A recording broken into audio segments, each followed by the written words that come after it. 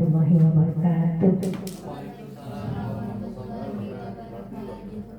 Alhamdulillah, bersyukur kepada Allah SWT yang ada pada siang hari ini, dan tidak bosan-bosannya kita selalu mengucap syukur kepada Allah SWT karena kita selalu berikan kesehatan, nikmat kesehatan dan nikmat umur, sehingga tidak ada masalah aktivitas kita sebagaimana yang diharapkan. Amin amin ya rabbal alamin. Dan tidak lupa juga kita sampaikan salam dan salam kepada junjungan kita dengan mengucapkan Allahumma sholli ala sayyidina Muhammad.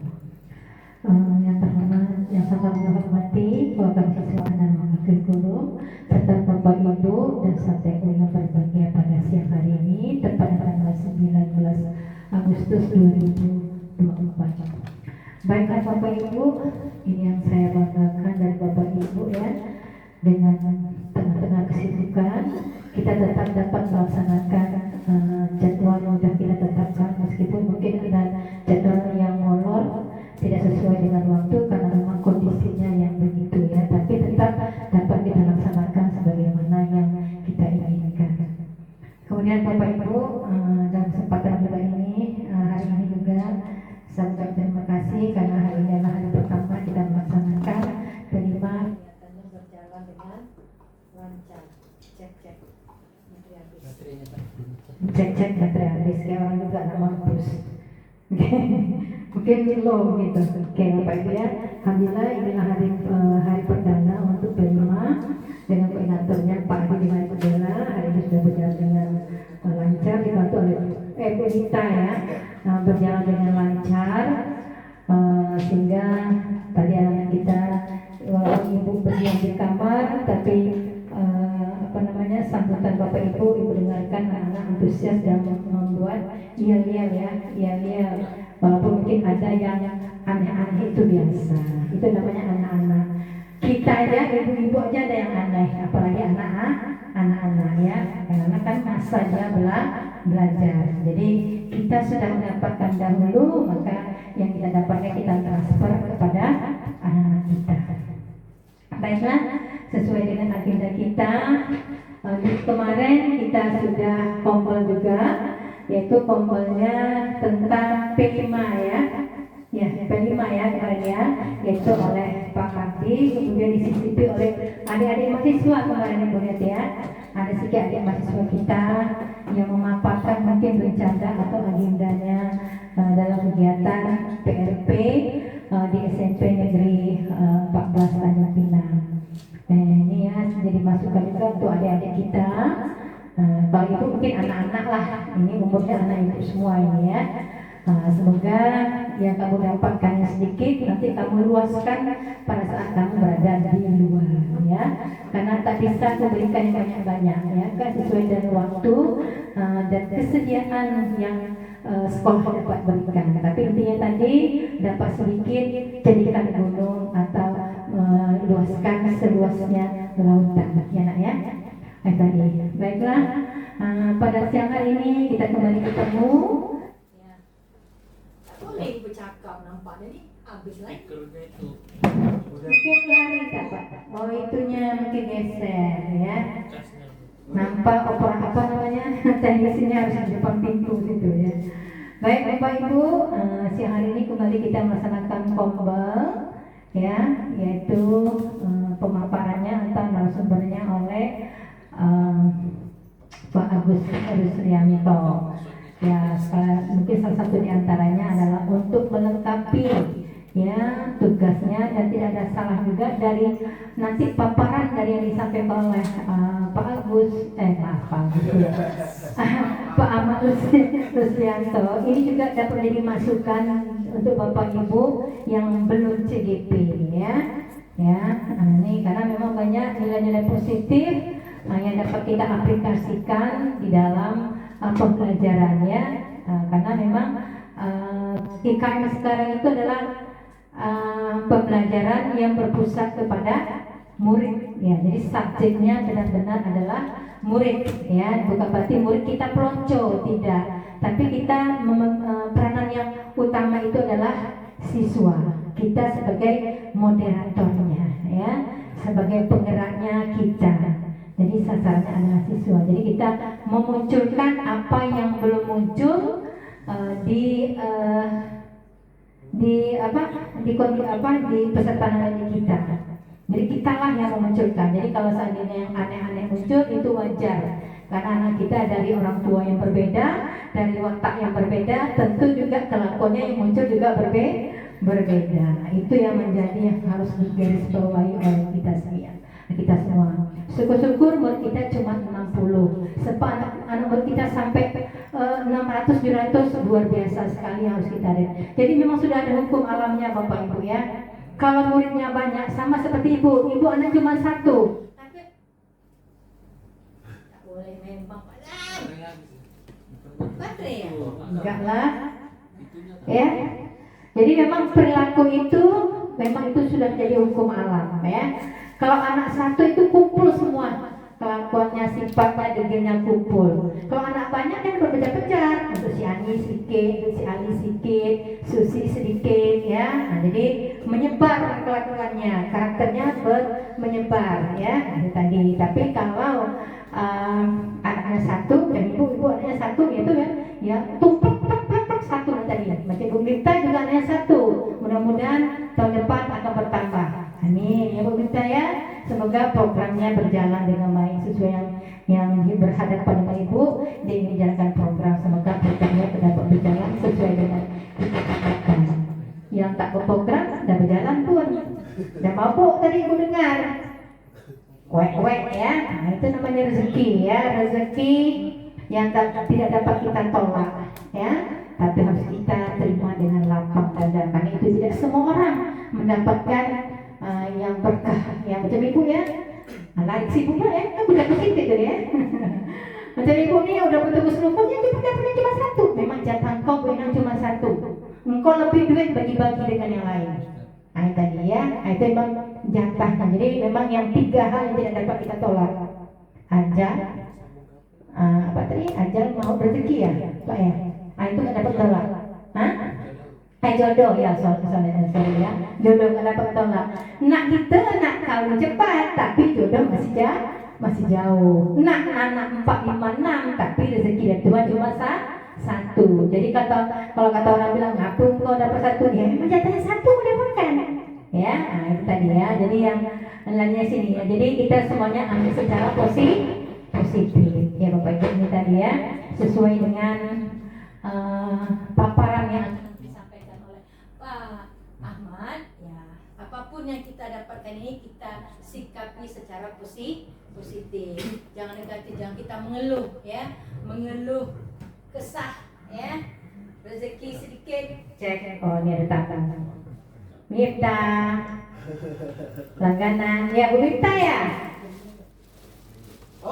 Dan dari Ginanja lagi, bukan Bu Mirta ya. Bukan Bu, saya namanya masih Mirta belum. Macam titipan dari tetangga, hampir kanan atas bawah ya. Oke, itu tadi Bapak Ibu ya, dengan membaca Bismillahirrahmanirrahim. Semoga pompel kita yang kedua ini akan berjalan dengan lancar. Dengan harapan Ibu nanti materi yang sampai ini kali ini dapat kita aplikasikan di dalam pembelajaran kita. Karena memang itu yang diminta di dalam pembelajaran IKM atau yang berporos kepada pembelajaran Ki Hajar Dewantara, yaitu pembelajaran yang berpusat kepada siswa ya. Objeknya, subjeknya itu tadi ya Bapak Ibu ya. Jadi kita hanya sebagai moderator ya Bapak. Sekian, terima kasih. Dengan baca Bismillahirrahmanirrahim, maka kompel hari ini kita buka dengan Bismillahirrahmanirrahim. Oke, untuk Pak Ahmad dipersilakan. Baik, Assalamualaikum warahmatullahi wabarakatuh. Terima kasih kepada Bu Endang yang telah memberikan kesempatan kepada saya. Pertama-tama yang saya hormati Ibu Kepala SMP Negeri 14 Tanjung Pinang, yang saya hormati Bapak Ibu Guru Majelis Guru, dan yang kami banggakan anak-anak PLP dari Universitas Raja Ali Haji. Baik, pada kesempatan ini Bapak Ibu izinkan saya untuk mensosialisasikan atau menyebarkan pemahaman dan penerapan budaya positif hasil belajar saya pada modul 1.4. Baik, untuk menciptakan budaya positif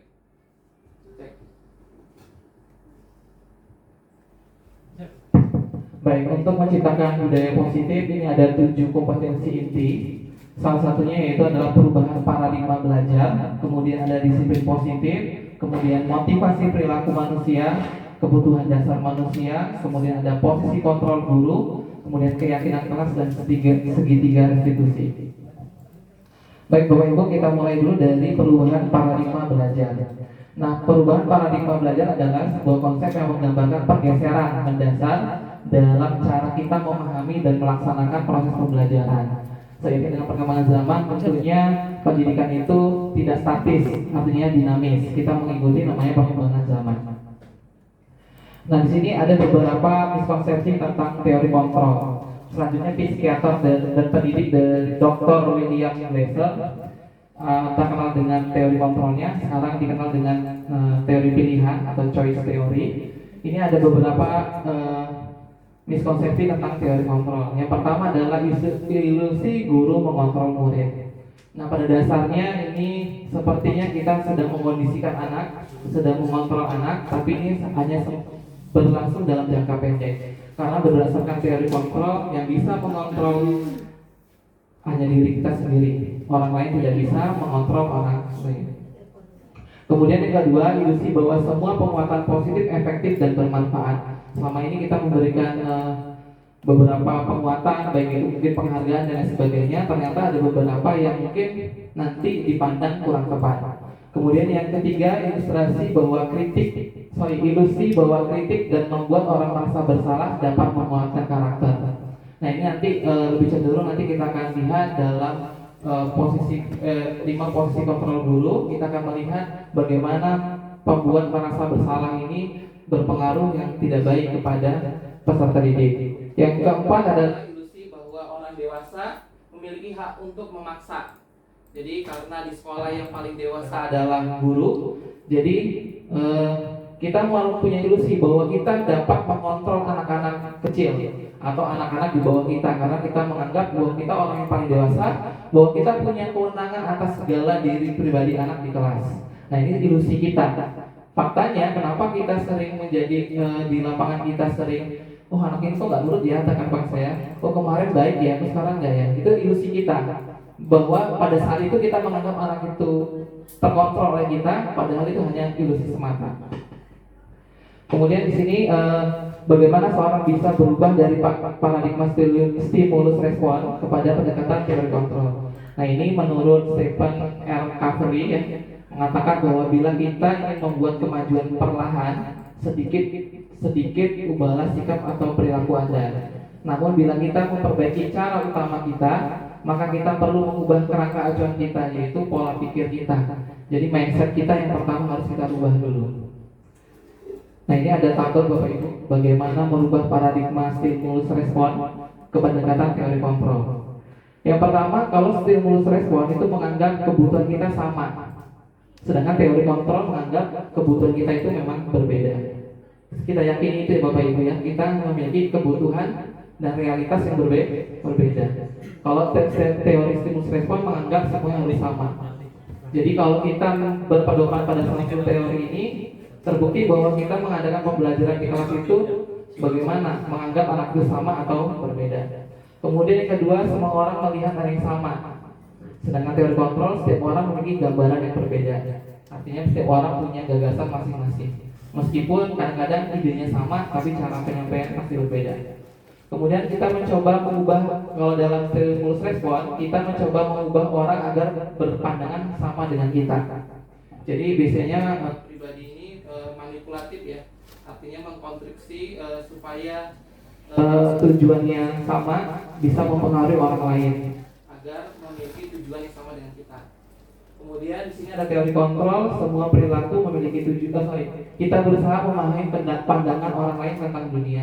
Jadi di sini menghargai perbedaan pendapat. Dan seterusnya di sini Bapak Ibu bisa lihat sendiri. Yang terakhir ada model berpikir menang kalah. Jadi kalau stimulus respon itu bahwa sesuatu itu dipandang ada yang menang, ada yang kalah. Ketika berargumen, pendapat saya bagus nih, dia nggak bagus nih, berarti saya menang gitu. Sedangkan kalau model berpikir win-win solution, dia tidak berpikir seperti itu. Karena pandangan orang mungkin dalam kondisi tertentu pendapat itu lebih benar dibandingkan pendapat kita. Oke, baik, yang kedua di sini ada disiplin positif Bapak Ibu. Nah, tujuan dari disiplin positif adalah menanamkan motivasi yang ketiga. Jadi motivasi nanti di perilaku manusia ada tiga yang dibentuk dalam disiplin positif itu yang ketiga, yaitu menjadi orang yang mereka inginkan dan menghargai diri sendiri dengan nilai-nilai yang mereka percaya. Nah, sekarang pertanyaannya, ketika kita mendengar kata disiplin, apa yang terbayang di benak Anda? Apa yang terlintas di pikiran Anda? Kira-kira Bapak Ibu kalau mendengar kata disiplin, kaitannya dengan apa kira-kira? Aturan, kemudian tata tertib, yang ketepatan, ya artinya segala sesuatu yang diatur ya Bapak Ibu ya. Ada peraturan yang mengikat. Nah, ini sesuai dengan pendapat sini Bapak Ibu ya. Kebanyakan orang akan menghubungkan kata disiplin dengan tata tertib, keteraturan tadi ya, kepatuhan pada peraturan. Kemudian Diane ini menyatakan bahwa disiplin berasal dari bahasa Latin yang artinya sebenarnya belajar. Ya, belajar itu adalah belajar mengontrol diri ya. Disiplin itu sebenarnya belajar mengontrol diri. Baik, selanjutnya disiplin diri dapat membuat seseorang menggali potensinya untuk menuju kepada sebuah tujuan mulia. Yang dikatakan tadi, disiplin itu adalah belajar, berarti belajar itu prosesnya adalah dengan cara sesuai dengan teori kontrol tadi, mengontrol dirinya sendiri untuk mematuhi peraturan. Jadi sebenarnya bukan disiplin itu bukan paksaan, tapi proses belajar mematuhi. Di sini ya dijelaskan pada poin terakhir, disiplin diri juga mempelajari bagaimana cara kita mengontrol diri dan bagaimana menguasai diri untuk memilih tindakan. Ya, kadang-kadang kalau teori stimulus respon tadi, setiap tindakan orang itu salah. Tapi kalau teori kontrol memiliki tujuan. Nah, tujuan dia itu ada dua tadi, tujuan mulia sama yang tidak. Berarti setiap tindakan dia mempunyai konsekuensinya.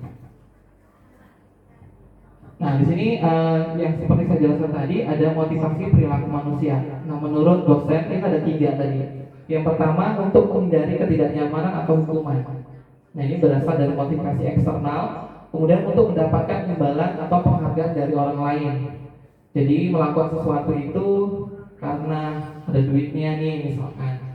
Mau kerja karena ada apanya, ada penghargaan dan sebagainya. Tapi yang di poin ketiga ini untuk menjadi orang yang mereka inginkan dan menghargai diri sendiri sebagai nilai-nilai yang mereka percayai. Berarti tidak ada motivasi dari luar dalam segi iming-iming ataupun takut karena dihukum. Tapi tanpa kita sadari, pada dasarnya manusia itu tidak akan terlepas dari motivasi eksternal.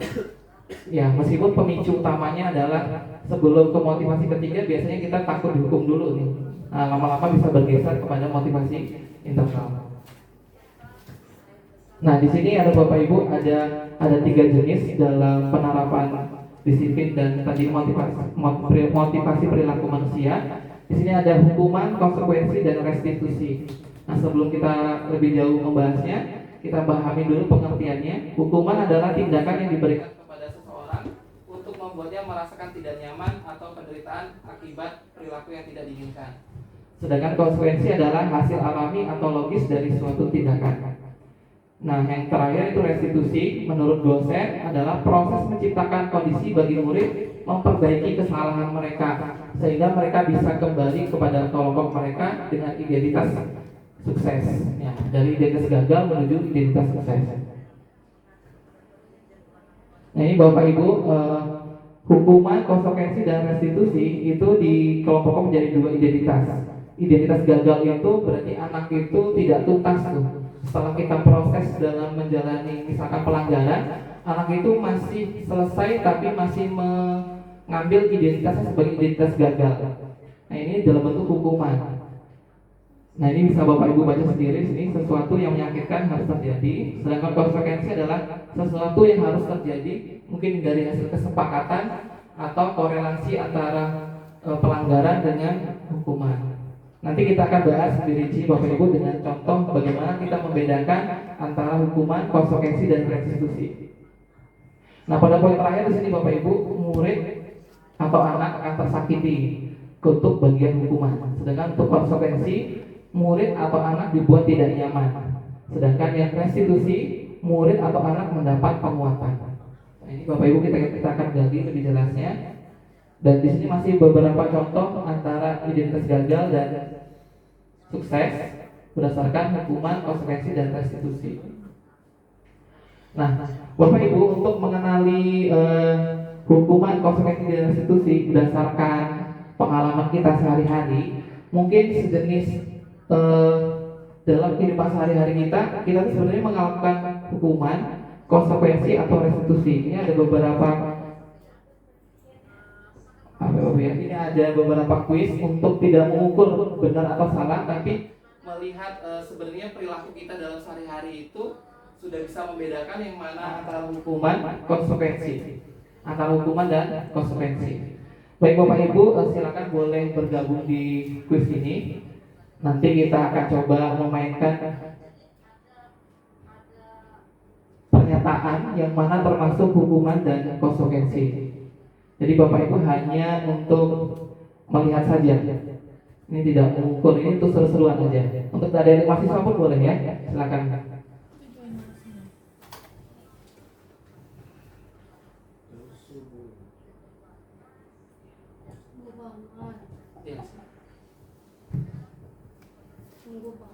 Cek rugi, ini Pak Gali ya. Ini ada identitas sukses. Iya. Ardian Sanjeo ini habis ini alfabetis ya. Cek Blue Tiger ini Pak Fazil. Ya bukan ya? Siapa Cek Blue Tiger? Oh, Cek Blue Tiger. Oh ya. Silakan Bapak Ibu, kita tunggu, masih ada 3 dulu yang sudah masuk. Ya sabar, saya juga masih tunggu. Oh iya, ini di ya apa berapa tuh angkanya? 9379 Ya. 39539. Ya, kita coba permainan kuisnya. Sabar Pak Mat. Ya siap insya Allah, sabar. Cikgu Mana kodenya? Fazil belum. 3. Aku cantik ini masih Bu Gista. Ini kayaknya saya sudah bisa melihat karakter-karakter dari nama ya. Masya Allah. Abang Long ini kayaknya Bapak Fazil. Iya betul. Ya, ini nama biar tidak terlalu kelihatan nanti juara satunya ya. Jadi namanya nama samaran Bapak Ibu. Baik Bapak Ibu sudah? Lagi milih baju. Iya, lagi milih baju loh. Oh iya, aku belum pilih lu gimana caranya. Baik Bapak Ibu ya, saya tunggu 1 menit lagi ya. Silakan gunakan baju seadanya jika ada sempat ya. Ya, kostumnya mohon dicek dulu. Sekali-kali loh, biasanya kita yang bikin. Iya, sekali-kali kita yang kuis ya. Biasa di kelas Bapak Ibu yang buat kuisnya. Ini untuk seru-seruan aja supaya tidak ngantuk Bapak Ibu ya di jam-jam rawan. Terus belanja dulu biar rambutnya cantik. Sudah? Ini ada 9, kira masih banyak belum nih? 1, 2, 3. Nah, bajunya nggak ada yang cantik. Baik. Nama kami nggak masuk kak? Namanya apa Bu? Oh ya Bu Zelda. Oke, siap. Sudah 10 orang kita mulai ya. 1, 2, 3. Tunggu, saya ganti baju. Ya Allah, udah. Ya nanti bajunya ada kamu.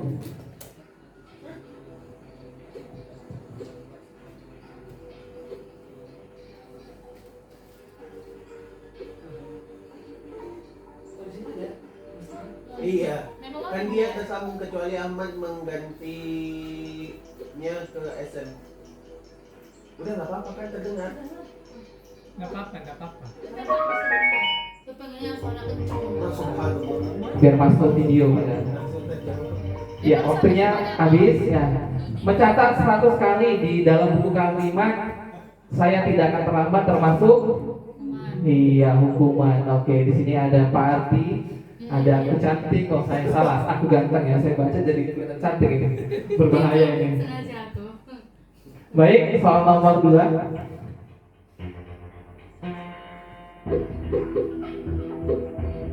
Oh, ada lagu. Jadi tegang gini Mat musiknya. Ya, biar seru dong ini ya. Salah. Salah nggak apa-apa, salah ada proses belajar. Di kompetensi. Duh, oke, seru ya, kayak bioskop. Ya, termasuk apa Pak Ibu? Hukuman. Wih, ternyata ini jago semua belum ada yang salah ya. Masya Cuma Allah. soal dulu. Oh ada satu nih, oh ini kayaknya bapaknya koordinator asis. Astagfirullahaladzim. Baik. Tanya tadi sama Oh iya, salah itu tidak apa-apa Bapak Ibu ya, maaf ya. Yang membersihkan coretan yang dibuatnya di meja tulis, termasuk konsekuensi atau hukuman. Oh, salah kali.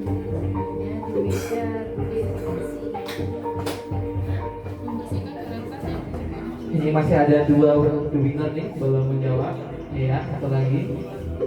salah nih kalau Oke, termasuk dari konsekuensi ya, karena dia relevan logis dengan kesalahan yang mereka buat. Di sini, oh aku cantik naiknya, Cik Gali. Oke, oh, salah ya. Siap.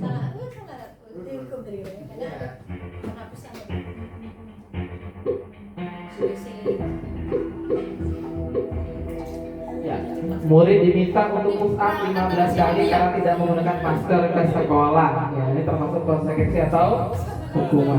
Ya, jawabannya adalah hukuman Bapak Ibu ya. Ini termasuk hukuman. Jawab salah. Si salah. Oh, berarti salah ya. Jawabannya adalah hukuman. Iya, karena dia adil semua salah kan skornya tidak berubah ya. Aduh, salah ya. Itu termasuk hukuman ya. Maaf Kunci Salim, jawabannya hukuman Bapak Ibu ya.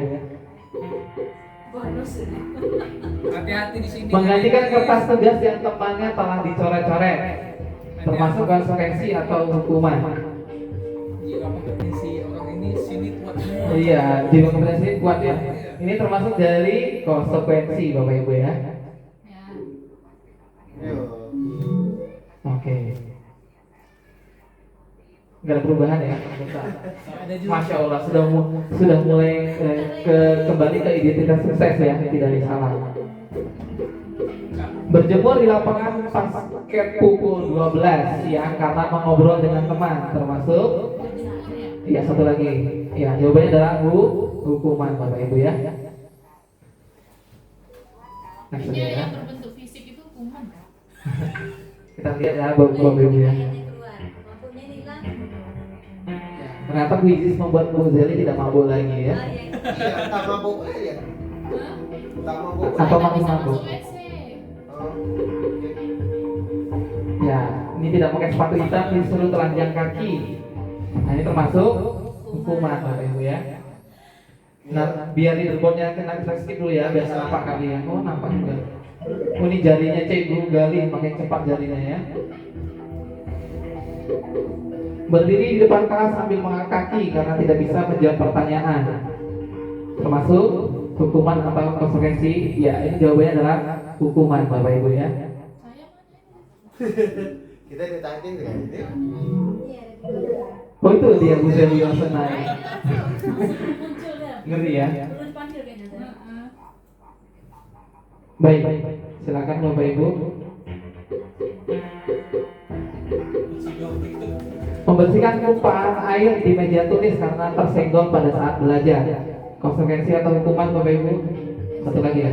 Jawabannya adalah konsekuensi ya.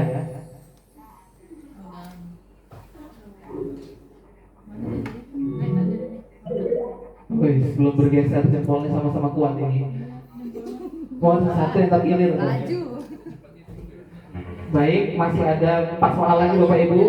Agak dicepatin ya.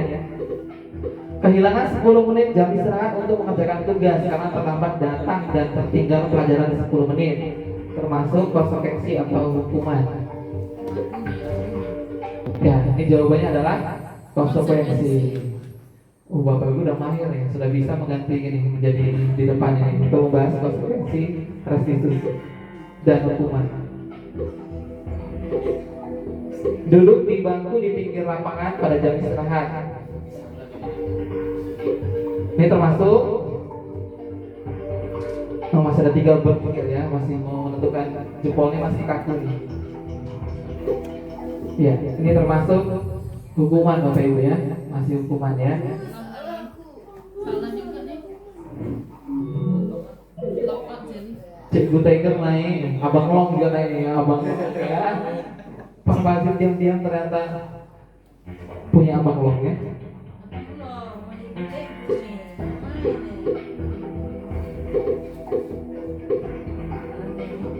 Ini mirip-mirip ya tadi ya.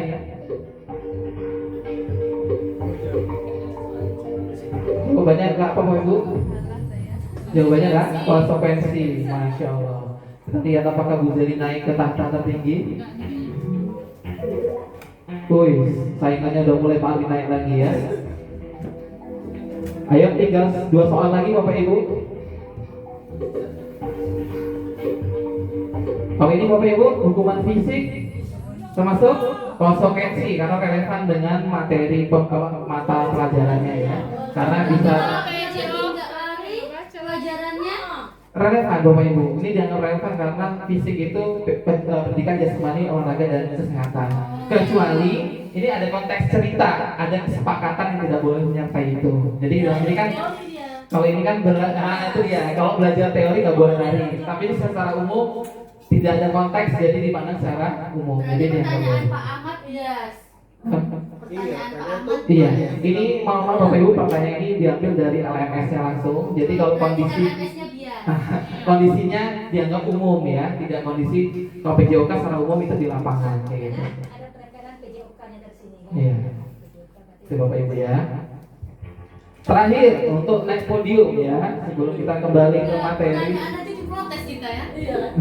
Nggak apa-apa itu namanya perilaku kritis ya, termasuk dimensi profil pelajar Pancasila. Ya ini relevan dengan jenis hukuman Bapak Ibu. Satu lagi masih berpikir keras nih. Pagali nge-lag ya. Oh nge-lag ya? Oh karena nge-lag ya. Kalau nge-lag kita skip aja ya.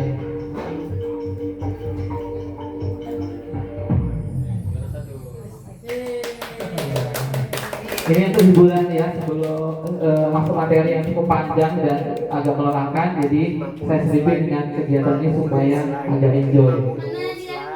Kalau hadiahnya nanti kita minta ibu kepala sekolah ya. Baik. Ini dia podium kita pada hari ini. Nanti ada satu lagi Bapak Ibu. Jadi mohon diperhatikan. Hadiahnya nanti menyusul ya. Kayaknya main game aja terus loh. Oh main game terus ya. Berarti materi dalam bentuk game. Kebetulan saya hanya menjadikan 2 game Bu Zeli. Nah ini ada Abang Long, Aku Cantik dan Cegu Tiger. Wah, tepuk tangan. Ini nama-nama yang tadi di awal nggak muncul ya. Ini redup nih bagi proses untuk naik. Baik Bapak Ibu, dan ketercapaian kelas kita 73%. Alhamdulillah, berarti pemahaman tentang hukuman dan hukuman dan konsekuensi alhamdulillah terserap dengan baik. Baik Bapak Ibu, kita kembali ya.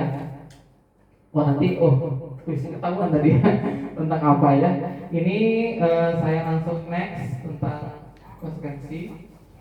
Nah ini Bapak Ibu dihukum dengan penghargaan. Ngeri judulnya ya. Dihukum tapi dengan penghargaan. Ini menurut Afikon mengemukakan bahwa baik penghargaan maupun hukuman adalah cara-cara mengontrol perilaku seseorang yang menghancurkan potensi untuk pembelajaran yang sesungguhnya. Jadi cara mengontrolnya adalah diiming-imingi dengan nilai, diiringi dengan sanjungan-sanjungan yang berlebihan. Itu sebenarnya adalah cara kita mengontrol anak untuk fokus dalam pembelajaran. Jadi itu adalah teknik-tekniknya. Nah di sini ada 4 ya, penghargaan merusak hubungan, mengurangi ketepatan, menurunkan kualitas dan mematikan kreativitas. Nah ini Bapak Ibu contohnya. Ini dihukum merusak hubungan. Bapak Ibu bisa lihat di slide. Ini ketika seorang diberi penghargaan atau dipuji di depan orang banyak, maka yang lain akan merasa iri. Jadi subjek yang dirugikan tidak hanya orang yang dipuji, tapi lingkungannya bisa menimbulkan kecemburuan sosial, kayak gitu. Terus jika seorang guru sering memberikan penghargaan kepada murid-muridnya, besar kemungkinan termotivasi hanya untuk menyenangkan gurunya, mereka tidak akan bersikap jujur kepada gurunya tersebut. Ya, terus sini mereka percaya bahwa mereka tidak memiliki kesempatan untuk mendapatkan penghargaan akan berhenti mencoba. Jadi yang nggak pernah dapat kesempatan untuk menjawab soal, dia terus kok yang dipuji kayak gitu. Jadi yang tidak dipuji akan berhenti mencoba seperti itu. Selanjutnya di sini dihukum dengan penghargaan. Yang kedua itu mengurangi ketepatan. Ini ada riset Bapak Ibu, ada riset yang dilakukan. Riset 1 itu adalah sekelompok anak laki-laki berusia 9 tahun diminta untuk melihat gambar-gambar wajah yang ditampilkan di layar.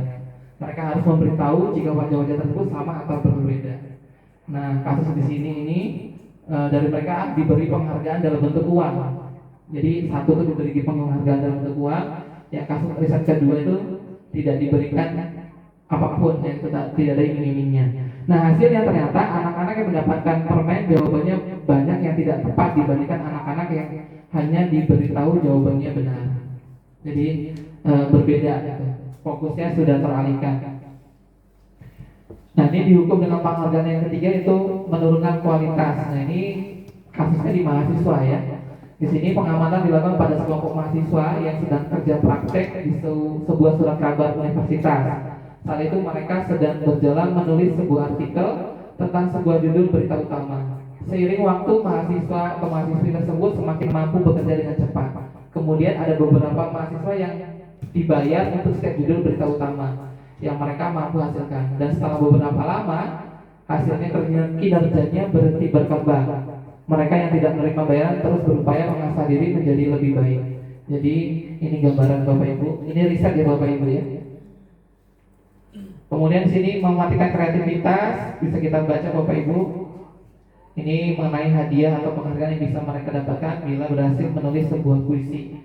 Jadi menurutnya kalau berupa keterampilan, berupa hadiah ini biasanya mematikan kreativitasnya. Nah, selanjutnya Bapak Ibu, ini ada kebutuhan dasar manusia. Jadi dalam menyelesaikan masalah itu kita harus kenali dulu kebutuhan dasar apa yang mereka tidak temukan. Jadi di sini ada 5 kebutuhan dasar. Yang pertama ada bertahan hidup, kemudian kasih sayang dan rasa diterima, kebebasan, kesenangan, dan penguasaan. Nah, ini Bapak Ibu kebutuhan bertahan hidup. Ini salah satunya ada makanan, rumah, sandang pangan, papan, dan kesehatan dan lain sebagainya yang berkaitan dengan kebutuhan fisiologis. Kemudian di sini kasih sayang dan rasa diterima. Nah, ini biasanya nih interaksi sosialnya yang lebih berpengaruh. Jadi kalau di rumah keluarga yang nggak baik-baik aja, biasanya di sekolah ada trouble-nya karena kebutuhan kasih sayang di keluarga tidak terpenuhi. Atau di cenderung anak itu pendiam, mungkin kebutuhan teman, tidak ada yang mau berteman dengan dia. Nah, ini harus kita kenali. Sedangkan untuk di komunitas skala besar bisa menjadi rekan sejawat untuk kita sebagai profesi guru. Kemudian di komunitas merasa tidak diterima atau tidak, ya ketika apa yang dia buat selalu salah dan sebagainya, itu kebutuhan dasar dia tidak terpenuhi pada bagian kasih sayang dan rasa diterima.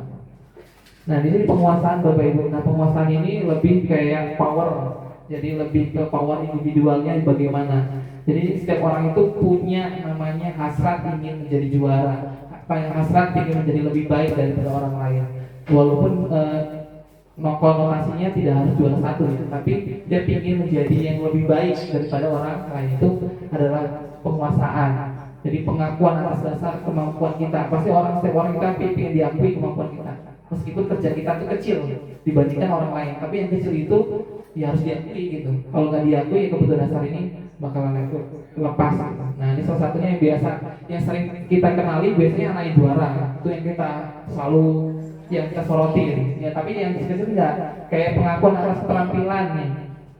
Pada benar nggak kita pada saat asesmen awal itu sudah benar-benar melihat keterampilan mereka masing-masing gitu.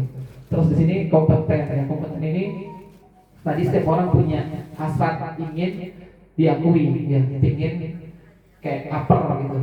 Kasusnya ini seperti orang yang mengejek, kamu jelek, ya. Penguasaan tuh. Saya lebih cantik ya, atau lebih ganteng gitu. Itu penguasaan.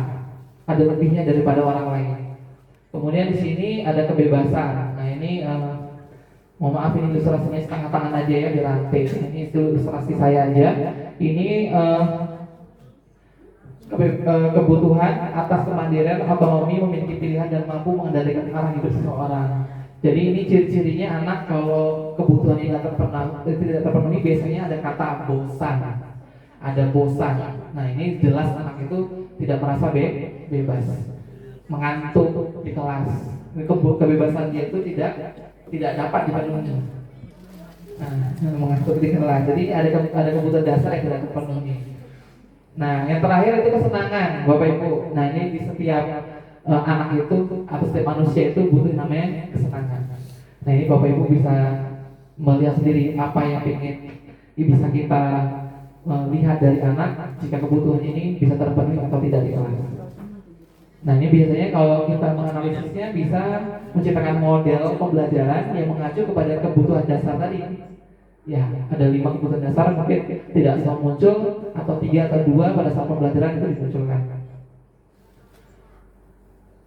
Nah ini mengidentifikasi kebutuhan dasar manusia. Nah ini nanti kuisnya ada Bapak Ibu, ini kuis lagi satu kali. Ini tahun ini Dimas genap berusia 17 tahun. Ini ilustrasi ceritanya Bapak Ibu ya.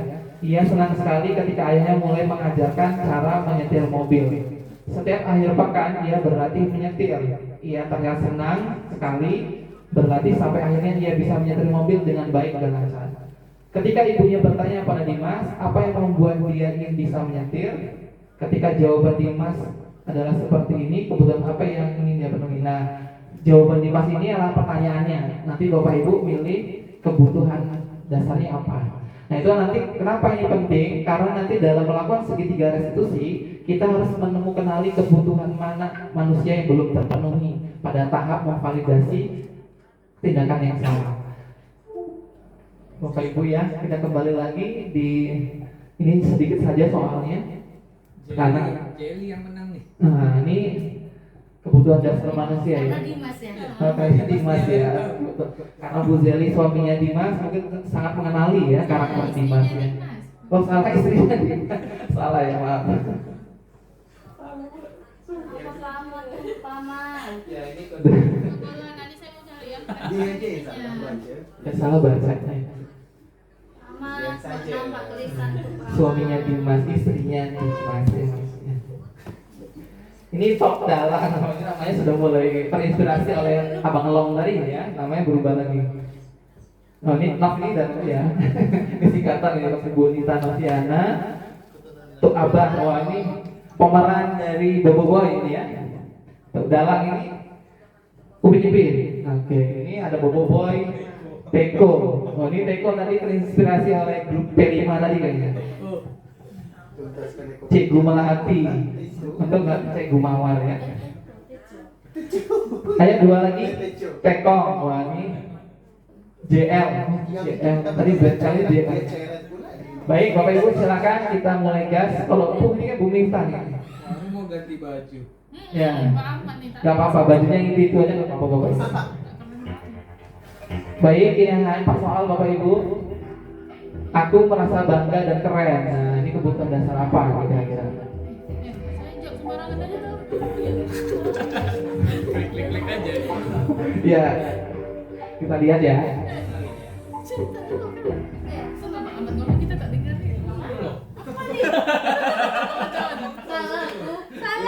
Ya, ini apa Bapak Ibu? Penguasaan ya. Jago banget. Apa Siapa nih jawab Tok Dalang nih? Oh, Tok Dalang. Apa jawabannya tadi?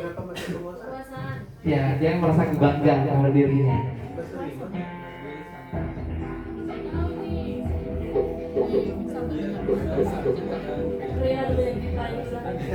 Nah, ini. Kasih spray dulu ya. Iya. Ayo, dikasih spray dulu ya. Alah banyak teori gue. Iya, teorinya nanti kita buktikan ke Bapak Ibu ya. Kadang-kadang kita salah identifikasi. Nah, ini rasa diterima dan kasih sayang ya.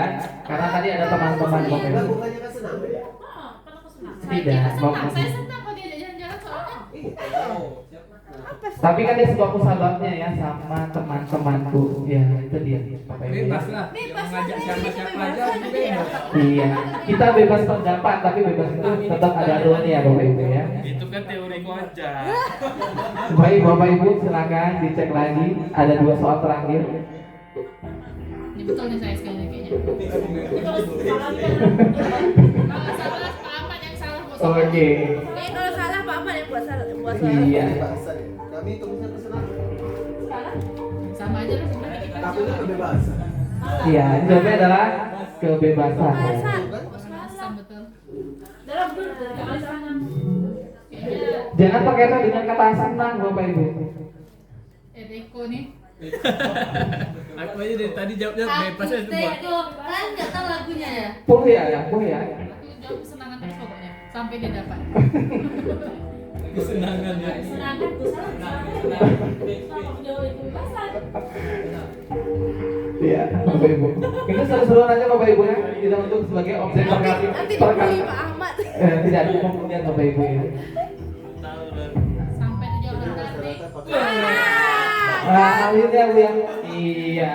Santai saja. Pada saatnya kita akan ada benarnya juga ya. Iya, ini kayaknya yang naik podium ini ganti ya. Bu Minta nih masuk lagi ya? Selesai aja gamenya. Segitu aja. Iya, hanya 4 Bapak Ibu.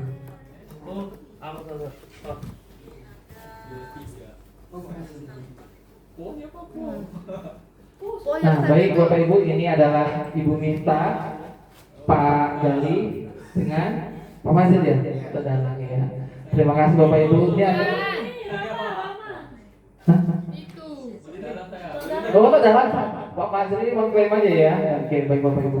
Kita kembali ke modul kita Bapak Ibu. Ini kuisnya sudah. Ini nggak lama-lama kok. Nah ini Bu, pada saat posisi yang paling seru nih, posisi kontrol guru itu ada 5 Bapak Ibu. Ada penghukum, kemudian pemerasa bersalah, sebagai teman, kemudian pemantau, dan terakhir adalah sebagai manajer. Nah yang pertama yang kita bahas adalah posisi guru sebagai penghukum. Nah sebagai penghukum, seorang penghukum bisa menggunakan hukuman fisik atau verbal. Orang-orang yang menjalankan posisi penghukum senantiasa mengatakan bahwa sekolah memerlukan sistem atau alat yang dapat lebih menekan murid-muridnya lebih dalam lagi. Nah ini biasanya kalimat-kalimat yang sering muncul oleh guru tipe penghukum. Patuhi aturan saya atau awas. Kamu selalu saja salah. Kemudian pasti selalu yang terakhir selesai. Kemudian guru seperti ini senantiasa percaya hanya ada satu cara agar pembelajaran bisa berhasil, yaitu dirinya. Karena dia adalah yang punya kuasa atas anak, yang punya kuasa atas jalannya pembelajaran. Nah di sini posisi yang kedua itu pemerasa bersalah atau pembuat merasa bersalah. Nah pada posisi ini biasanya guru akan bersuara lebih lembut. Pembuat rasa bersalah akan menggunakan keheningan yang membuat orang lain merasa tidak nyaman atau bersalah atau rendah diri. Dia lembut Bu tapi ngelekit gitu ya. Ibu sangat kecewa sekali dengan kamu. Gak ada bentak-bentaknya tapi kalimatnya itu membuat hati anak menjadi ciut. Sebagai kayak gara-gara dia nih ibu ini kena sebab akibat perilaku dia. Nah, berapa kali bapak harus memberitahu kamu ya, gimana coba kalau orang tua kamu. Nah, jadi ada yang dikasih ke anak sehingga anak merasa gara-gara dia nih. Nah, orang lain akan merasa dirugikan. Nah kayak gitu Bapak Ibu. Nah yang ketiga adalah sebagai teman. Nih yang biasanya di kehidupan sehari-harinya terlihat lebih akrab kepada siswa. Nah, di sini guru pada posisi ini tidak akan menyakiti murid, namun akan tetap berupaya mengontrol murid melalui persuasi. Jadi pendekatan-pendekatannya. Nah, posisi sebentar Bapak Ibu iklan dulu ya.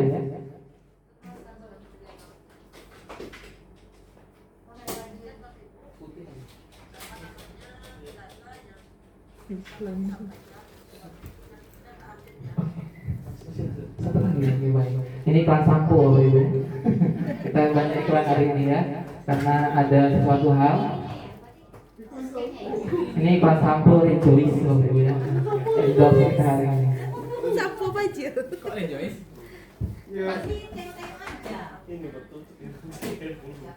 Gak apa-apa iklan, lagi iklan sampo Pak. Gak apa-apa. Ingat kabelnya di box semua ya. Nah, kata prosedur durasi tolong. Nah gitu.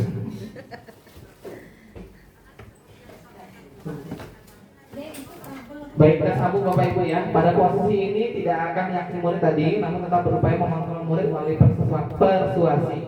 Posisi teman pada guru bisa berlaku dua posisi, negatif dan positif.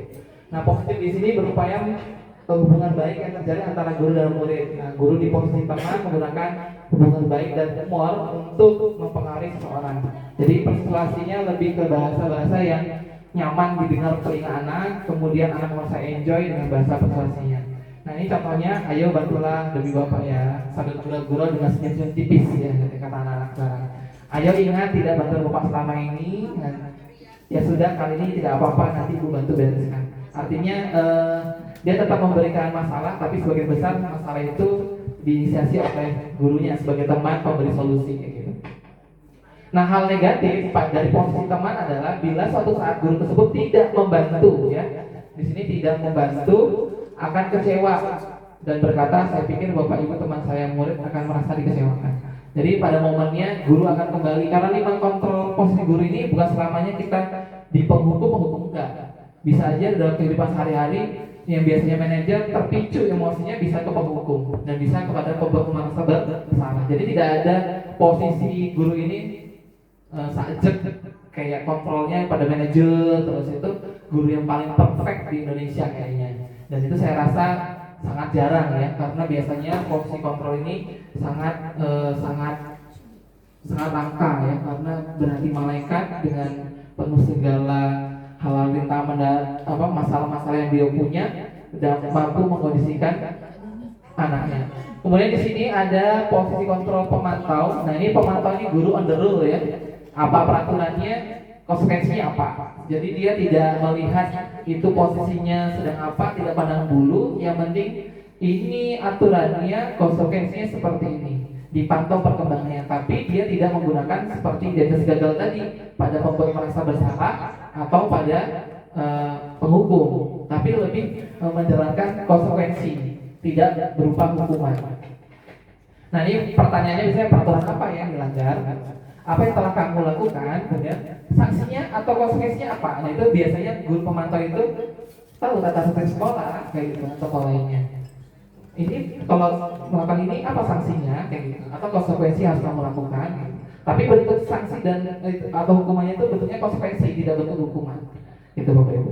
Dan posisi yang paling sangat dianjurkan dan ingin saya minati, ya, tentu Bapak Ibu ingin minati ya, posisi yang mahadewa ini ya, posisi di mana guru berbuat sesuatu bersama dengan murid, mempersilahkan murid mempertanggungjawabkan perilakunya, kemudian mendukung murid agar dapat menemukan solusi atas permasalahan sendiri.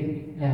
Jadi kita membangun anak, mengubah identitas gagal menjadi identitas sukses, membantu anak melalui segitiga restitusi, membantu segitiga restitusi, mulai menstabilitas, ada menstabilitaskan identitas, kemudian memvalidasi tindakan yang salah, kemudian menanyakan keyakinan.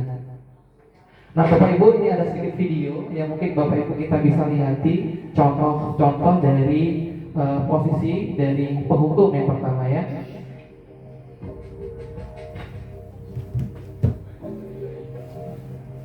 Naren, siapa tuh? Ardi, Sini kamu. Ardi ini posisi pertama. Selamat pagi, Bu. Selalu terlambat. Kamu deh, pasti terlambat. Maaf Bu, saya Apa? Apa coba? Alasan kamu apa lagi? Kapan sih kamu tidak terlambat? Malas sekali ya kamu jadi anak. saya Dasar pemalas. Gak kapok-kapok sih kamu. Sudah berapa kali terlambat? Sana, kamu keliling lapangan basket 2 kali. kenapa saya harus keliling lapangan basket Bu? Kenapa? Kamu melawan ibu? Berani-beraninya jawab. Sudah terlambat, masih berani jawab pula. Sekarang, keliling lapangan basket 5 kali sekalian. Biar kapok. Cepat. Pergi sana ke lapangan basket.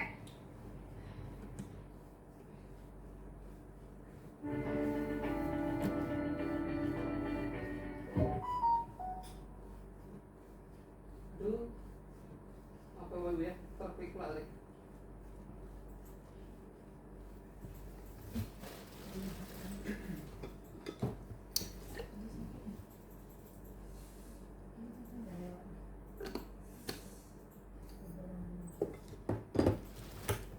Kayaknya saya akan merasa bersalah.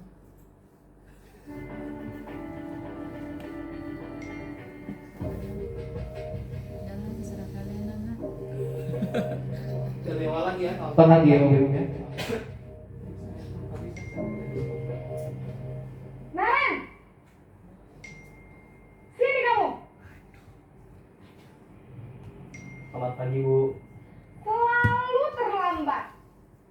Kamu deh, pasti terlambat.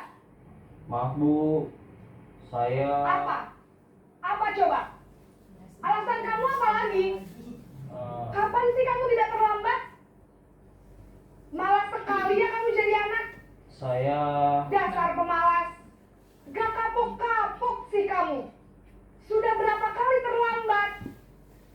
Sana, kamu keliling lapangan basket 2 kali. Kenapa saya harus keliling lapangan basket, Bu? 5 kali. Kenapa? Kamu melawan ibu? Berani-beraninya jawab. Sudah terlambat, masih berani jawab pula. 5 kali. Sekarang, keliling lapangan basket 5 kali sekalian. Biar kapok. Cepat. Pergi sana ke lapangan basket. Posisi Selanjutnya posisi pembuat merasa bersalah. Saya. Baik kali, Bu. Udah lah, nak, serah kalian aja lah.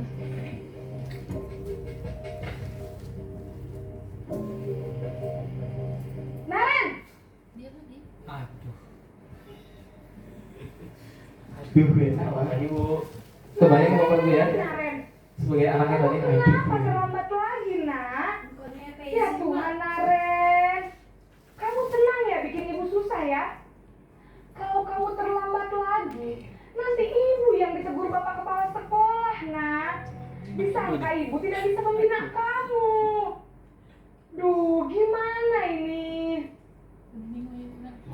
Maaf, Bu. Duh, Gusti Naren. Kamu Lama, Bu, suka ya? ya kalau ibu ditegur bapak kepala sekolah? Terus, sekarang ibu harus tulis apa ini di buku absen? Ini kamu sudah sering terlambat loh. Ibu harus apa coba? Maaf, Bu. Maaf sekali. Ya sudah, lain kali jangan bikin ibu susah lagi ya nak ya. Ibu tidak akan kuat lagi kalau kamu begini terus. Bisa jantungan kalau ibu ditegur bapak kepala sekolah. Sana cepat ke kelas. Maaf ya, Bu. Maaf sekali. posisi pembuat rasa bersalah berbicara dengan Selanjutnya posisi sebagai teman Bapak Ibu ya. Berarti kalau teman, masuk aja, masuk aja. Enggak. Bang lagi nih, Jan. Naren, Aduh. Ekspresi ditegur Pak Gali ya. Aduh. Selamat pagi, Bu. Kayak Robin ya. wah sudah jam berapa ini nak? Terlambat lagi ya sayang. Iya, Bu. Habis ibu saya lupa melakukan saya, Bu. Mem. Kamu Semua ada. jangan menyalahkan ibu kamu. Kamu bukannya anak yang larinya paling kencang. Kok terlambat sih? Iya, Bu. Saya memang selamat bangun tadi. Senyaku. Jadi, biarpun saya lari kencang, tetap gak kekejar, Bu. Ya sudah sana. Nanti lain kali larinya lebih kencang lagi ya. Biar gak terlambat lagi. Bikin seneng ibu demi ibu. Bisa kan? Bisa lah, Bu. Ya sudah sana masuk sekolah. Ibu beresin urusan absen kamu. Kamu ini ada Hero ya, guru sebagai hero ya. Beresin absen kamu. Ini selanjutnya posisi pemantau Bapak Ibu ya. berbicara dengan Ditengokin aja. Enggak ada. Bukan ditengokin Bapak Ibu ya. Tadi konsekuensinya ada. Kok panggil, Jan? Naren. Aduh. Yang itu dipotong ya. Iya. Naren, Selamat pagi, Bu. Naren, apa peraturan sekolah kita tentang jam berapa kita harus masuk sekolah, nak? Kita Ibu pantau aja. harus di sekolah jam 7, Bu. Iya betul, sekarang sudah jam 7.20. Naren sudah tahu konsekuensinya jika terlambat hadir. Paham, Bu. Saya harus tinggal kelas pas jam istirahat selama 20 menit. Iya benar, konsekuensinya demikian. Jadi nanti jam 9.30 pas istirahat, kamu harus tinggal di kelas, kerjakan tugas tambahan untuk ketertinggalan kamu, ya? Baik, Bu. Terakhir posisi manajer Bapak Ibu. Siapa yang udah mencapai tingkat ini? Tingkat manajer. Aman. Naren, Sudah jam berapa ini? Selamat pagi, Bu. selamat pagi Naren. Maaf, Bu. Saya terlambat. Iya, sekolah masuknya jam 7, sekarang sudah jam 7.20. Jadi sekarang bagaimana ini Naren? Maaf, Bu. Saya lupa setel alarm saya semalam. Baiklah, menurut kamu, keyakinan sekolah yang mana yang perlu kamu tingkatkan? Menghargai diri sendiri dan orang lain mungkin ya, Bu. Setuju. Jadi, apakah Naren meyakini prinsip saling menghormati tersebut? Iya, Bu. Saya meyakininya. terjadi di Apakah dunia Naren nyata bersedia kayaknya. memperbaiki masalah keterlambatan ini? Bersedia, Bu. Bagaimana kamu akan perbaiki masalah keterlambatan ini? Saya akan coba untuk tidak lupa menyetel alarm saya, Bu. Baik, kalau Ya, Naren iya, punya makanya alarm kayak di gitu, rumah, ada orang yang kira-kira bisa bantu mengingatkan tidak? Ada, Bu. Kakak saya, Kak Ema. Ada lagi selain Kak Emma? Selain Kak Ema, ada ibu saya. Baik, jadi yang mengingatkan Naren adalah Kak Emma dan ibu kamu ya? Kira-kira akan mulai set alarm kapan nih Naren? Setelah pulang sekolah, akan segera saya lakukan. Baik, jadi Naren akan setel alarm untuk bangun besok pagi dan akan diingatkan oleh kakak dan ibunda Naren ya. Ada lagi yang mungkin perlu dilakukan Naren agar tidak terlambat bangun lagi. Tidak ada, Bu. Baik, Naren, Kalau sekolah ada akan saya yang bab bersama kelima dia. kamu. Dia menjadi Sekarang pas kamu marah. harus Jiwa dia balik yang ke pertama, kelas 2, 3, 11. 4 Baik, Bu. Terima kasih. Kayaknya pertama sih dia. Baik Bapak Ibu, silakan ada yang mau merefleksikan dari video posisi kontrol tadi, ingin merefleksikan kira-kira yang sudah dilakukan dengan tayangan video tadi yang relevan dengan kita itu apa? Ya, Bu Zeli mau merefleksikan, kamu sudah katakan tadi ya? Oh, iya, ada posisi apa tadi? Silakan Bapak Ibu kalau merefleksikan. Misalkan mau bercerita pengalamannya, oh ternyata saya berposisi ini dan lain sebagainya. Kira-kira ada Bapak Ibu yang ingin berefleksi terhadap video tadi? Nggak usah pakai mic lah ya. Biar nyaring. Biar nggak lemah gitu suaranya. Assalamualaikum warahmatullahi wabarakatuh. Waalaikumsalam. Ini menurut saya deh, Pak Ahmad. Menurut saya mungkin kalau saya tadi adanya di posisi yang kedua tadi merasa bersalah ya Pak, nggak salah. Iya betul. Ya kan, pemberi rasa bersalah. Mungkin saya seperti itu karena kalau misalnya anak-anak buat salah, saya tuh rasa kok gini sih nak, nanti ibu loh yang dimarah sama kepsek. Kok gini sih nak, ya mungkin saya seperti itu Pak Ahmad. Iya, baik Bapak Ibu. Iya, terima kasih Bu Zeli. Iya, dan mungkin agak susah dan agak sulit untuk saya jadi yang keempat tadi Pak Ahmad, untuk manajer. Kelima Karena Bapak. dengan perasaan saya yang sungkan dan tata bahasa saya nggak teratur seperti itu, Iya. mungkin agak sulit sepertinya saya untuk ke manajer tadi Pak. Bawahan terus ya kayaknya. Posisi kelima kontrol tadi Bu Zeli, kita bertahapan. Seperti saya sendiri saja pada posisi belajar melakukan segitiga restitusi. Pertama agak geli dengan kita menggunakan bahasa itu karena nggak terbiasa, satu harus performal, terus ternyata sebenarnya boleh juga menggunakan bahasa yang santai tapi tetap menunjukkan inti dari yang mau kita sampaikan. Tapi nanti Ibu bisa lihat di video demonstrasi kontekstual saya, begitu kakunya saya ngomong di depan kamera dengan kondisi yang belum pernah saya lakukan, ketika saya mau praktekkan ternyata juga agak sulit kita melakukannya gitu. Tapi bukan berarti sulit itu nggak bisa kita lewati. Nah, pelan-pelan seperti awal kita IKM kemarin buat modul aja kayaknya pusing, lama-lama kita juga bisa. Jadi mungkin ini kita sebagai guru pembelajar sepanjang hayat ya mau nggak mau ya kita harus pada posisi manajer. Mungkin tidak harus setiap hari, tapi setidaknya kita bisa memposisikan ke posisi 3, 4, atau 5. Karena pada posisi 3, 4, dan 5 adalah posisi identitas sukses. Sedangkan posisi 1 dan 2 masih pada identitas gagal. Jadi kita move on ke sebenarnya ketiga dulu deh. Karena di posisi manajer ini sudah pasti posisi 3 dan 4. Jadi sudah pernah menjadi temannya, sudah pernah menjadi pemantau. Sehingga kedua posisi tadi dimanfaatkan di posisi manajer, mendekatkan dengan persuasif, kemudian lakukan pemantau. Nah, dan hati-hati Bapak Ibu, kadang-kadang di segitiga restitusi katanya berarti hukumannya nggak ada dong. Tidak, restitusi tetap dilaksanakan, konsekuensi tetap dijalankan. Orang menganggap bahwa oh yang udah dipakai segitiga restitusi berarti masalah biar begitu saja gitu ya. Tidak begitu Bapak Ibu. Terus tidak semua masalah bisa kita lakukan segitiga restitusi. Kalau masalah berat itu penanganannya berbeda. Tidak menggunakan segitiga restitusi. Mungkin bisa menggunakan segitiga restitusi, tapi konsekuensinya tetap dijalankan. Gitu. Nah berat itu dalam kategori pelanggaran-pelanggaran yang istilahnya kalau di kita poinnya udah 100 mungkin ya, kalau di tata tertib mungkin ya gitu. Nah Bapak Ibu, selanjutnya ini sudah mulai agak cepat ini kita keyakinan kelas Bapak Ibu ya. Saya rasa Bapak Ibu sudah pernah menyusunnya, cuman agak mungkin ada sedikit beberapa yang perlu kita luruskan. Nah, dalam pembentukan keyakinan kelas, yang pertama keyakinan kelas lebih abstrak daripada peraturan. Jadi dalam menyusun keyakinan kelas ini Bapak Ibu sebenarnya bahas dulu peraturan-peraturan sekolah kepada anak. Kemudian peraturan-peraturan itu dibuat jadi kesepakatan. Kemudian nanti ada keyakinan kelas berupa pernyataan-pernyataan universal. Universalnya artinya nilai kebajikannya itu semua orang juga tahu. Gitu. Kemudian yang ketiga, keyakinan kelas sebenarnya tidak terlalu banyak sehingga mudah diingat dan dipahami oleh semua warga kelas. Jadi ini disarankan ya Bapak Ibu, keyakinan kelas itu cukup 3 sampai 7 saja.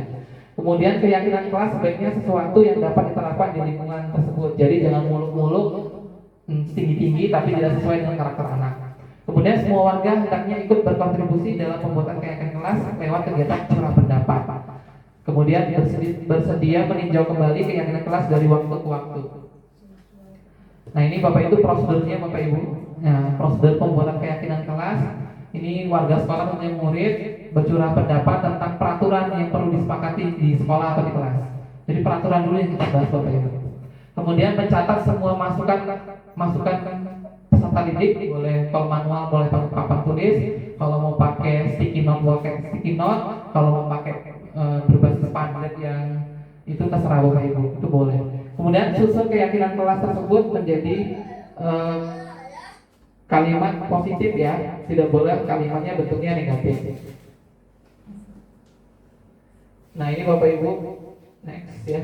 Nah ini contoh keyakinan, ini saya katakan keyakinan kelas 1. Tadi ada beberapa contoh teman yang paling saya enak baca itu seperti ini. Setiap anggota kelas perlu belajar. Nah ini berarti keyakinannya adalah belajar. Belajar itu yang bagaimana? Nah itu nanti didefinisikan ya Bapak Ibu. Jadi setiap anggota kelas perlu senang.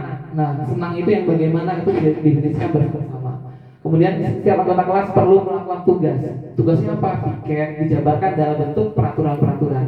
Jadi semua peraturan-peraturan tadi disaring terus dikombin menjadi suatu keyakinan. Jadi pertama itu dibahas dulu peraturan dan seterusnya Bapak Ibu ya.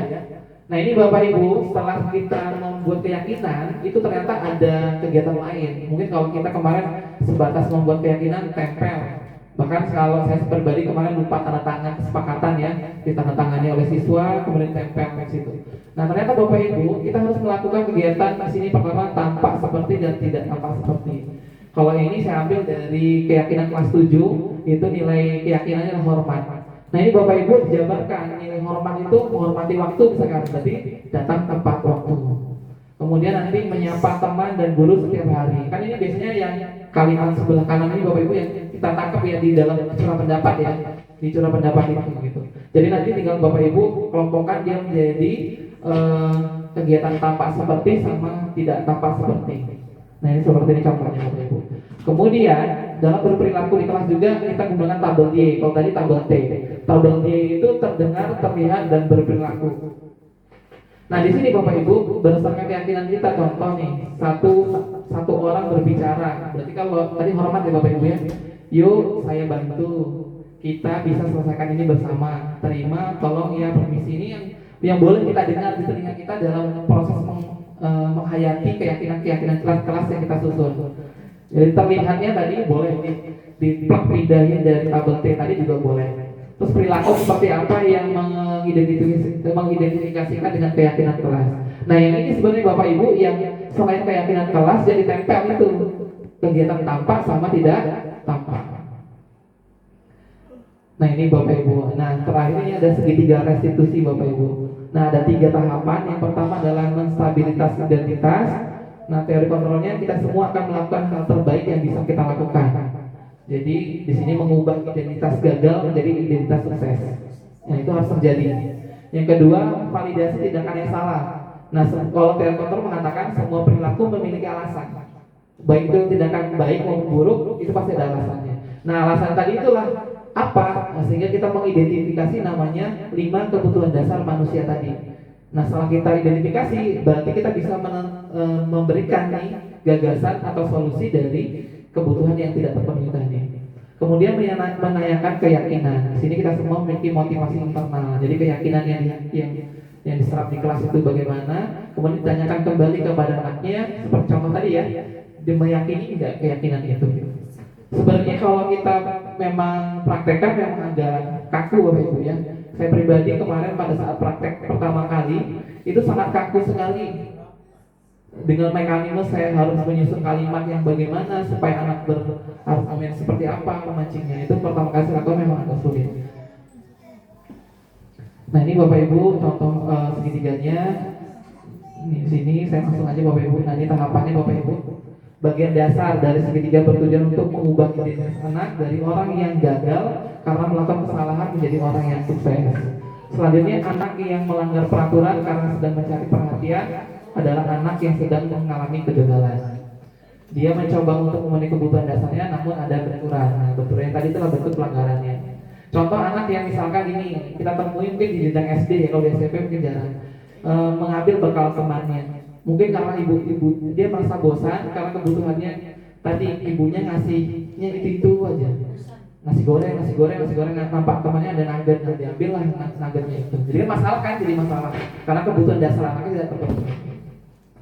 Nah, di sini masih ya, ini contoh kalimat yang sering kita munculkan supaya stabil. Anak itu merasa salah, itu pasti merasa salah, cuman supaya tidak merasa dirinya gagal. Nih, kalimat yang biasa diucapkan, berbuat salah itu tidak apa-apa, tidak ada manusia yang sempurna. Tapi dilengkapi ya Bu, tidak apa-apa nak, udah selesai sampai situ enggak, dilengkapi dengan langkah-langkah selanjutnya. Tapi nak, berbuat salah itu enggak apa-apa, dan selesai anak tuh gabur itu salah. Maksudnya ini pada saat distabilkan dulu emosi anak, kondisi mental anak. Dan Bapak Ibu contoh lainnya bisa dibaca di slide. Kemudian tahapan yang kedua, Bapak Ibu memvalidasi tindakan yang salah. Nah, setiap tindakan kita dilakukan dengan suatu tujuan, yaitu memenuhi kebutuhan dasar. Maka pada tahap kedua ini kita wajib mengidentifikasi kesalahannya apa, terus kebutuhan dasar mana ini yang belum terpenuhi. Maka tadi Bapak Ibu kan sudah sangat baik tadi ya menjawab pertanyaan dari kuis tadi ya Bapak Ibu untuk pemenuhan kebutuhan dasar tadi ternyata sudah baik kan. Nah, ini berarti nanti kemampuan tadi itu Bapak Ibu untuk memilah-milah untuk pada saat validasi tindakan yang salah, sehingga kita nanti dapat memberikan masukan dalam penyelesaian masalah anak. Yang ketiga adalah ini kalimatnya, boleh Bapak Ibu, ini kalimat yang sering muncul nih. Nah, jadi ini salah satu kalimat yang boleh diucapkan pada saat validasi tindakan yang salah. Ya, padahal kamu bisa melakukan yang lebih buruk dari yang ini ya. Artinya misalkan lagi banting kursi nih, karena dia bisa lebih parah kan, tapi kita menganggap dia itu mampu mengontrolnya. Nah, walaupun kita tahu nih ada bagian paling bawah Bapak Ibu, saya kasih catatan hitam. Restitusi tidak menyarankan guru bicara kepada murid bahwa melanggar aturan adalah sikap yang baik.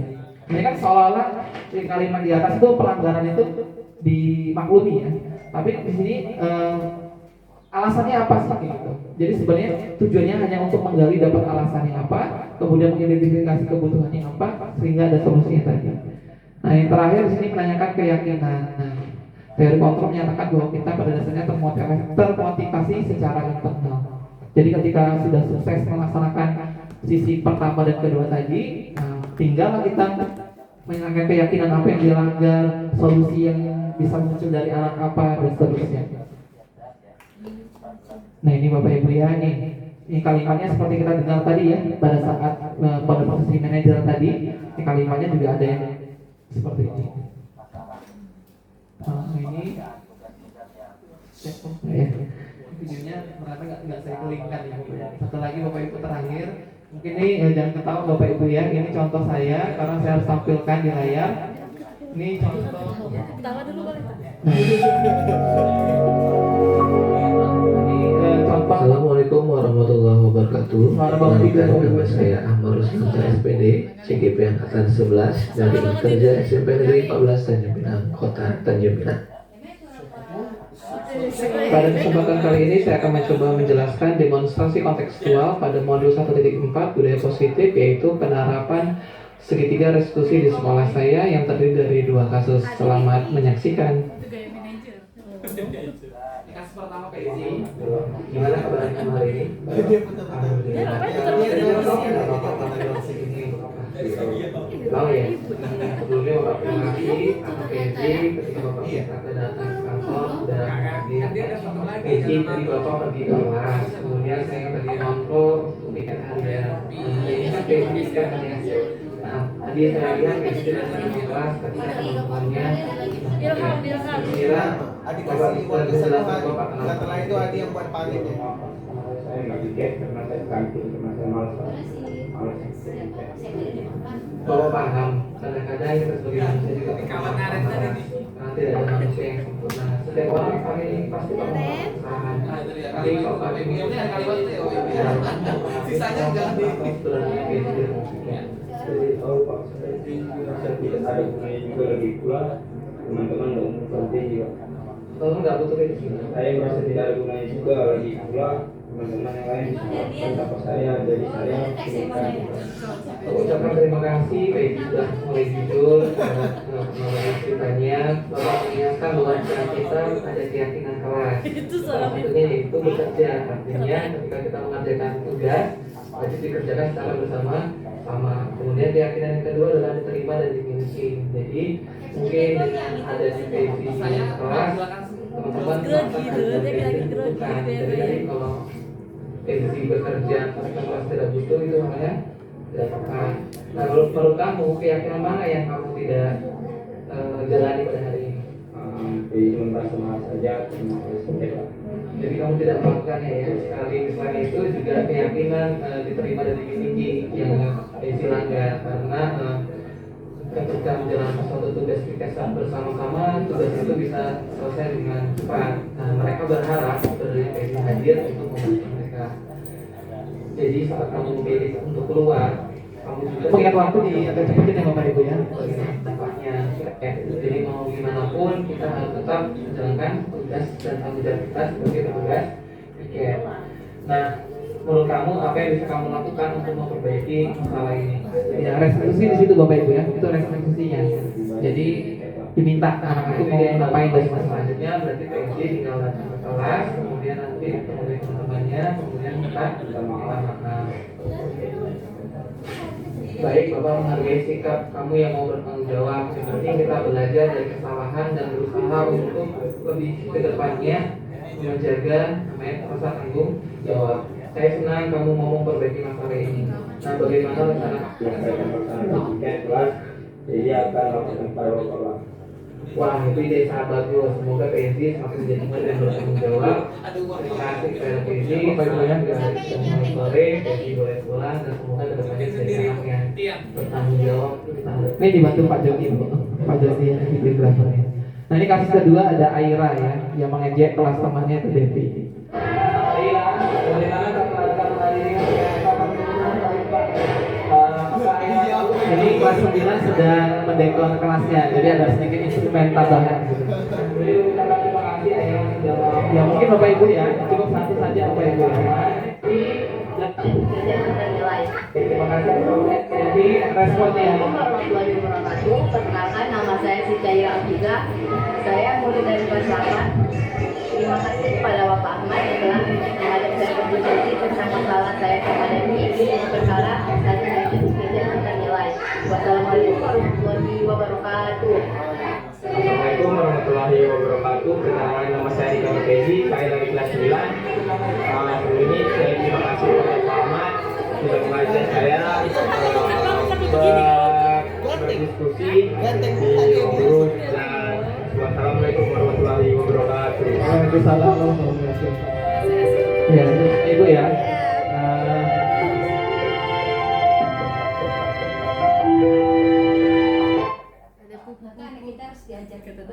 Ya, saya memilih PSI karena Bapak Ibu memang dia pernah melanggar pelanggaran. Memang pelanggarannya nggak seperti ini. Saya cuma mengajarkan kepada beliau si PSI bagaimana kalau suatu masalah itu harus diselesaikan secara mandiri. Kemudian baru orang dewasa seperti kita itu hanya menambahkan saja gitu. Jadi itu proses yang saya lakukan kepada Pezi dan Aira. Nah itu hanya model Bapak Ibu, model tapi bukan pelanggar utamanya, karena kita yakini mereka berdua adalah salah satu anak yang baik ya Bapak Ibu. Kemudian Bapak Ibu ada pesan dari fasilitator. Jadi ketika ada masalah, siswa melakukan masalah itu, kita tidak boleh melabeli anak dengan anak bermasalah, tapi mungkin bisa diganti konotasinya menjadi anak dalam bimbingan. Jadi ketika anak bermasalah, kita sudah membuat identitas kepada anak bahwa anak itu adalah termasuk identitas ganda.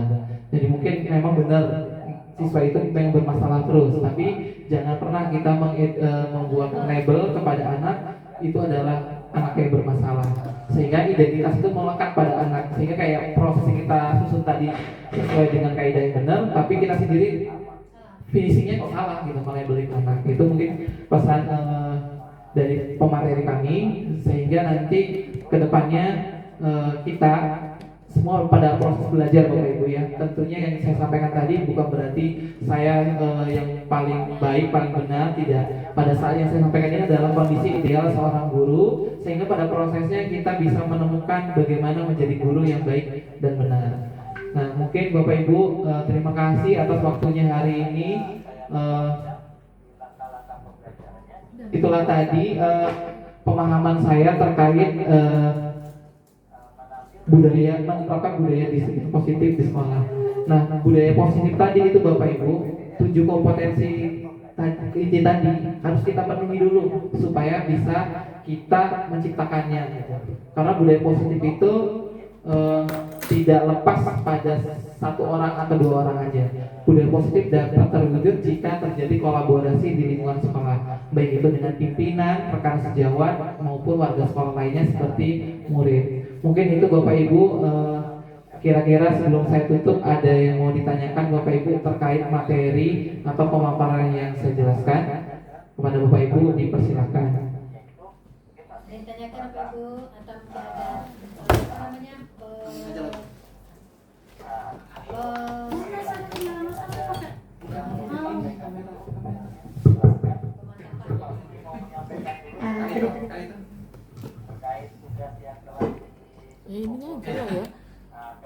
Oke, terima kasih Pak Ahmad atas kesempatannya. Sebelumnya sebenarnya ini bukan pertanyaan, tapi ucapan terima kasih saya mewakili teman-teman semua dengan adanya pemberian materi tentang disiplin positif. Berarti kan ada Pak Ahmad yang ingin berusaha untuk menggerakkan kami semua supaya kami memahami dan juga menguasai 7 kompetensi. Dan selain itu juga ada Pak Ardi yang sudah melalui grup penggerak ini. Jadi besar harapan saya pribadi bahwa kami semua dibimbing untuk bisa menguasai 7 kompetensi tersebut. Karena sebenarnya ketika kita bisa menciptakan disiplin positif di sekolah kita, itu kedepannya kita yang akan lebih nyaman di sini. Tapi untuk memulainya itu kadang kita bingung dari mana sih kita harus memulainya. Kayak kemarin diskusi kecil kita, Pak Ahmad, sebenarnya ini harus kita start pointnya itu di mana? Kalau setelah dipaparkan tadi, sebenarnya saya dapat gambaran start pointnya adalah bukan di kita, tapi bagaimana kita memberikan pemahaman atau keyakinan kepada siswa kita terlebih dahulu. Nah, berarti kan titik poinnya adalah keyakinan yang berhubungan dengan peraturan sekolah. Itu kan ya Pak Ahmad, itu yang tadi saya ambil benang merahnya. Jadi ya Bapak Ibu, betul tidak mewakili ya, besar harapan kami semua bahwa dengan adanya para penggerak di sekolah kita, ada Pak Ardi, ada Pak Ahmad, dan juga mungkin yang akan menyusul ada Bu Nita, Pak Galih, yang sebentar lagi ada CGP 12 ya Bu. Nah itu bisa mewujudkan benar-benar. Jadi nanti ketika kita disuruh ayo kita bikin ada tugas nih video tentang segitiga institusi, kita tidak act out gitu, kita tidak stage. Bu Zeli juga mau. Oh ya Bu Zeli, Bu Dini dan lain sebagainya. Dan jadi kita memang itu budaya di sekolah kita, itu kan keren banget kalau sampai kita bisa ngomong kayak gitu kan ya. Itu bangga, itu nggak staging, itu tiap hari kayak gitu. Kamu kenapa sayang? Nah, bagaimana supaya kita semua itu bisa seperti itu gitu ya Pak? Saran dan juga insight-nya aja harapan. Terima kasih. Terima kasih kepada Bu Nisa yang telah menyampaikan pandangannya ya berkaitan dengan ini tuh jangan sebatas sampai di teori gitu Bu Nisa ya. intinya tidak sebatas teori, bagaimana kedepannya kita menjalin kolaborasi mewujudkan apa yang dipaparkan tadi. Saya sependapat dengan Bu Mita tadi ya, karena langkah kecil itu dimulai di kelas ya, di kelas Bapak Ibu, artinya di kelas kita. Jadi pertama adalah mungkin yang harus kita perbaiki adalah bagaimana cara membuat keyakinan kelas. Mungkin yang selama ini kita buat adalah peraturan kelas. Jadi peraturan kelas, misalkan ke kamar mandi hanya boleh 5 kali, kamar mandi boleh 2 kali, itu masih bentuknya peraturan. Yang penting mungkin nanti ada proses lagi di Kombel, mungkin kita bagaimana cara membuat pembuatan prosedural keyakinan kelas, sehingga setiap guru itu memang guru SMP 14 cara membuat keyakinan kelasnya satu ada proseduralnya yang sama gitu. Jadi anak itu tidak bingung kemudian gitu. Kemudian keyakinan kelas saya rasa cukup 1 atau 2 dari 3 kelas cukup 3 guru yang masuk. Kalau 10 guru keyakinan kelas mungkin beda, mungkin menjadi kesepakatan pembelajaran tentunya. Tapi kalau untuk keyakinan kelas sebaiknya itu ya kalau tidak wali kelas ya guru yang masuk ya ditugaskan kayak gitu. Sehingga yang paling penting disampaikan pertama Bapak Ibu untuk keyakinan kelas itu pertama adalah tadi peraturan dulu, kita sandingkan semua peraturan sekolah. Yang kedua adalah nilai kebajikan. Nilai kebajikan yang gak usah jauh-jauh, kita ambil dari dimensi profil pelajaran Pancasila ada 6. Di 6 itu ada subelemennya sama indikatornya. Kita pilih yang mau kita bahas ke anak itu apa. Di bagian ketuhanan yang Maha Esa, berakhlak mulia, semua ada jabarannya. Sebaiknya itu dulu yang disampaikan, karena kemarin kami juga di Guru Penggerak itu salah satu yang disajikan adalah dimensi profil pelajaran Pancasila dan beberapa organisasi lain yang nilai kebajikannya dianggap baik, dan rata-rata beririsan kayak disiplin, tanggung jawab, mandiri. Saya rasa Bapak Ibu anak-anak pun tahu kayak tadi menghormati, sopan santun. Nah, poin yang nilai kebajikan universal orang pun sebutkan udah tahu gitu. Contoh misalkan kalau pakailah helm, itu untuk apa Bu? Keselamatan. Berarti kan nilai kebajikannya untuk keselamatan. Nanti menggunakan masker itu untuk kesehatan dan sebagainya. Misalkan ke dalam di kelas nih Bapak Ibu berpendapat misalkan harus menghargai pendapat. Nah, menghargai itu keyakinan gimana bisa menghargai sebagai keyakinan dijabarkan dalam bentuk kegiatan. Ya mungkin nanti untuk real actionnya mungkin di Kombel berikutnya kita akan membuat keyakinan kelas dilengkapi dengan tabel T, tabel D gitu. Jadi sampai kita bisa menerapkan itu di kelas.